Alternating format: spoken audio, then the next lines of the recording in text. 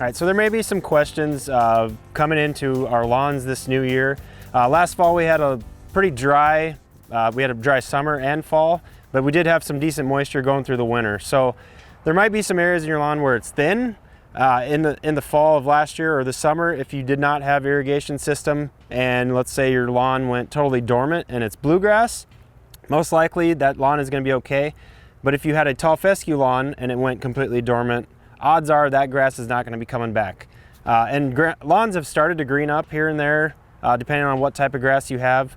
So looking at that area, knowing if you have tall fescue or bluegrass, if it hasn't come back yet, we're probably going to want to take steps and do some seeding, especially if it is tall fescue. A lot of people know that tall fescue is a good water-saving grass, and it is.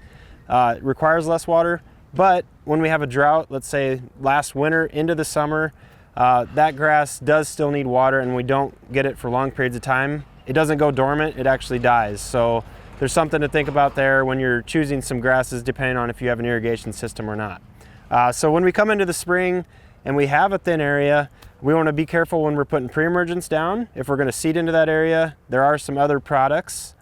Scott's makes one that has mesotrione in it, and that would be a good one for the areas that we're seeding. And other areas that we're not seeding, pre-emergent is still fine unless we're going to be doing overseeding in that area. We want to stay away from the pre-emergent herbicides. Also with spring, people get anxious to get outside and start mowing or start watering. Now would be a good time if your lawn has greened up a little bit. You have, let's say, leaves and stuff like that, just to give it a light rake or even a mow with it higher up. There's no need to really scalp it down.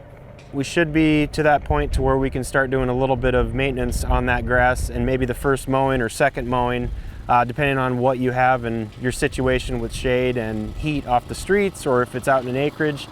Along with that, watering, we have had decent water this winter, but if we stay in these drier times where we're not getting consistent rains, just kind of go out there and maybe stick a screwdriver in the soil and see if it's wet. If it is dry and hard to get it in there, that's one indication where we might need to do a little bit of supplemental watering if we have our irrigation system turned on. Along with that, fertilizer.